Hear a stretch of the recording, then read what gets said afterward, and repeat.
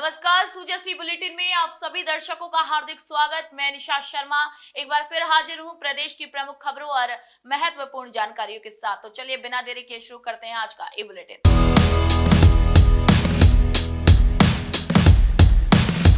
सबसे पहली खबर की ओर रुख करेंगे, जहां पर आपातकाल को मुख्यमंत्री श्री भजनलाल शर्मा ने काला धब्बा बताया है।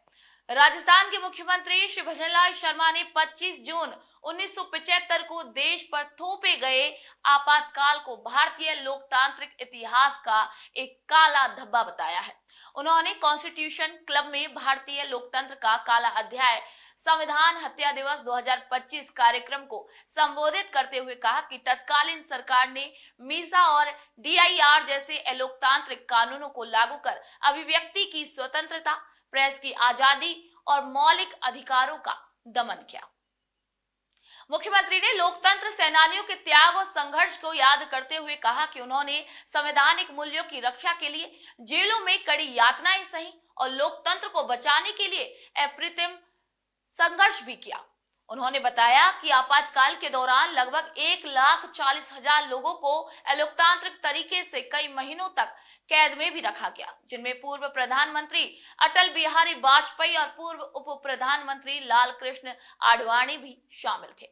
श्री शर्मा ने कहा कि इन लोकतंत्र सेनानियों ने जीवन की परवाह किए बिना अपने संकल्प पर डटे रहकर आपातकाल का जमकर विरोध किया। राज्यसभा सांसद श्री मदन राठौड़ ने कहा कि तत्कालीन सरकार ने अपनी सत्ता बचाने के लिए आपातकाल लागू कर लोकतंत्र की हत्या की और अलोकतांत्रिक संविधान संशोधनों के जरिए आमजन के मौलिक अधिकारों का हनन किया, जिसमें मीसा जैसा कानून भी शामिल था, जिसमें अनिश्चितकालीन गिरफ्तारी का भी प्रावधान था।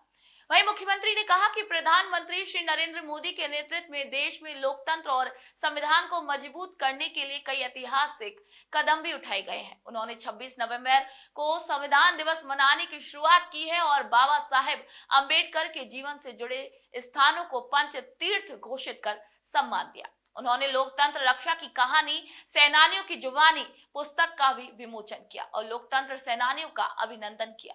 मुख्यमंत्री परिसर में आपातकाल के 50 वर्ष पर आयोजित प्रदर्शनी का भी अवलोकन किया गया। वहीं मुख्यमंत्री ने प्रदेश के लोकतंत्र सेनानियों के कल्याण के प्रति राज्य सरकार की प्रतिबद्धता को दोहराया। उन्होंने बताया कि अब प्रदेश के सभी लोकतंत्र सेनानियों को 20,000 रुपए मासिक पेंशन और 4,000 रुपए चिकित्सा सहायता बिना किसी रुकावट के उपलब्ध कराई जा रही है। उन्होंने कहा कि राजस्थान लोकतंत्र सेनानी सम्मान निधि अधिनियम के तहत यह प्रावधान किया गया है कि लोकतंत्र सेनानियों को पेंशन बिना किसी रुकावट की मिलेगी। भाई श्री शर्मा ने कहा कि आज भारत प्रधानमंत्री के नेतृत्व में दुनिया का सबसे बड़ा लोकतंत्र होने के साथ ही सबसे मजबूत लोकतंत्र भी है।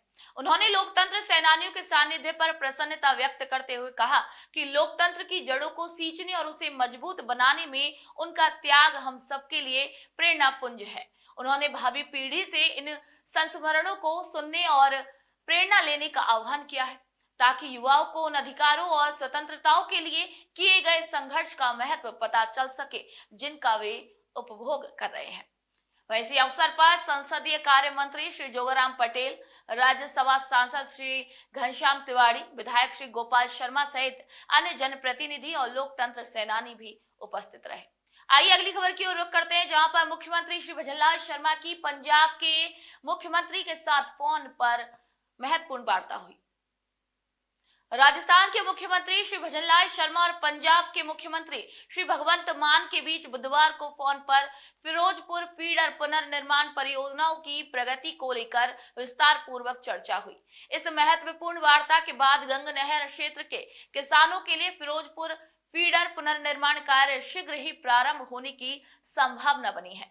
मुख्यमंत्री श्री भजनलाल शर्मा ने बताया है कि राज्य के उत्तर पश्चिमी क्षेत्र विशेषकर श्री गंगानगर और हनुमानगढ़ की जीवन रेखा गंग नहर प्रणाली को सशक्त करने की दिशा में एक महत्वपूर्ण निर्णय है। किसानों के लिए बहुप्रतीक्षित फिरोजपुर फीडर पुनर्निर्माण परियोजना को केंद्रीय जल आयोग नई दिल्ली की 24 अप्रैल 2025 को ही 158वीं सलाहकार समिति की बैठक में स्वीकृति मिल गई है। मुख्यमंत्री श्री भजनलाल शर्मा ने कहा है कि केंद्र सरकार से वित्त पोषण की सहमति के बाद पंजाब सरकार से समन्वय स्थापित कर निविदा सहित अन्य कार्रवाइयां भी की जाएंगी।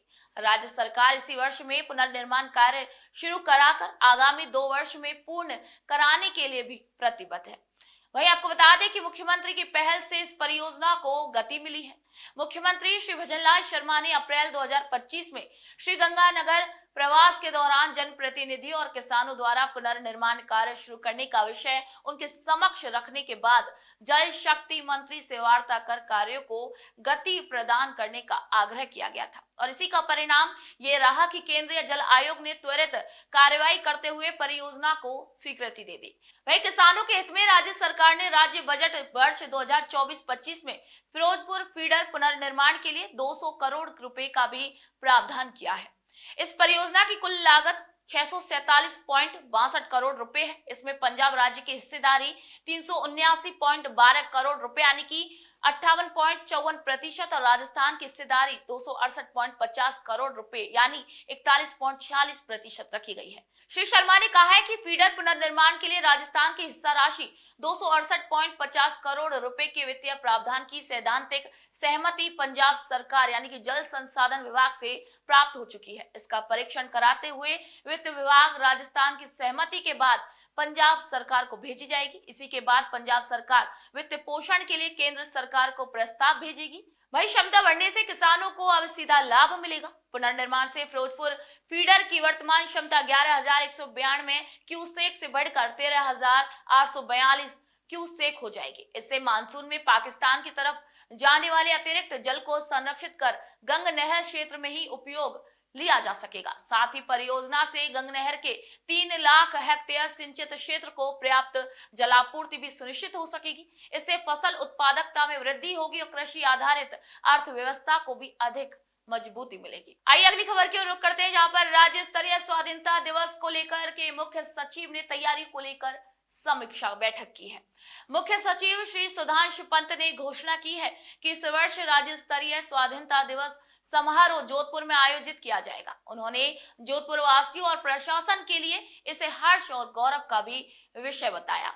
वहीं मंगलवार को जोधपुर में प्रस्तावित स्वाधीनता दिवस के राज्य स्तरीय समारोह की तैयारियों को लेकर आयोजित उच्च स्तरीय बैठक की अध्यक्षता करते हुए मुख्य सचिव ने निर्देश दिए कि समारोह को अधिक से अधिक जन भागीदारी और नवाचार के साथ भव्य और यादगार बनाया जाए। उन्होंने सभी संबंधित विभागों को जोधपुर जिला प्रशासन के साथ समन्वय से कार्य कर तैयारियों को पूर्ण करने के लिए भी आदेश दिए। श्री पंत ने आयोजन को भव्य, आकर्षक और ऐतिहासिक बनाने के लिए गृह, सार्वजनिक निर्माण, शिक्षा, सूचना एवं जनसंपर्क सहित अन्य संबंधित विभागों को जिम्मेदारियां आवंटित कर तैयारियों की समीक्षा की। उन्होंने समारोह में पुलिस बैंड की प्रस्तुति, मार्च पास्ट, सांस्कृतिक कार्यक्रम आदि को शामिल करने के साथ साथ राजकीय भवनों एवं सार्वजनिक स्थलों पर रोशनी, आतिशबाजी और आयोजन स्थल से लेकर मुख्य सड़कों की मरम्मत आदि के भी निर्देश दिए। वह इसके अतिरिक्त उन्होंने जयपुर में होने वाले एट होम कार्यक्रम की सभी तैयारियां पूरी कर उसमें क्षेत्र के गणमान्य नागरिकों को भी आमंत्रित करने के लिए कहा। मुख्य सचिव ने जोधपुर संभागीय आयुक्त, आईजी और जिला कलेक्टर से समारोह स्थल के चयन, पार्किंग, सुरक्षा, पेयजल, परेड व्यवस्था, परेड टुकड़ियों की संख्या, सांस्कृतिक प्रस्तुतियों सहित समारोह के आयोजन की सभी तैयारियों एवं व्यवस्थाओं की भी विस्तृत जानकारी ली। उन्होंने समारोह में विद्यार्थियों, लोक कलाकारों एवं आमजन की आधिकारिक भागीदारी पर भी जोर दिया। आइए अगली खबर की ओर रुख करते हैं, जहां पर नीति आयोग से जुड़े डॉक्टर ललित के पवार पर्यटन और आतिथ्य क्षेत्र पर देंगे सुझाव। भारत सरकार के नीति आयोग ने भारतीय प्रशासनिक सेवा के पूर्व अधिकारी और देश के प्रसिद्ध पर्यटन विशेषज्ञ डॉक्टर ललित के पवार को उनकी विशेषज्ञ सेवाओं के लिए विशेष रूप से जोड़ा है। डॉक्टर पवार नीति आयोग में विशेष आमंत्रित सलाहकार के रूप में शासन और सुधार क्षेत्र के तहत काम करेंगे। वह देश में पर्यटन, होटल, रिसोर्ट और टूर ऑपरेटर क्षेत्र से अर्थव्यवस्था को मजबूत करने के लिए अपने सुझाव भी प्रस्तुत करेंगे। तो आज के सूजस ई बुलेटिन में फिलहाल के लिए इतना ही। फिर आप सभी से मुलाकात होगी नई खबर, नई जानकारियों के साथ। तब तक के लिए मुझे दीजिए इजाजत। नमस्कार।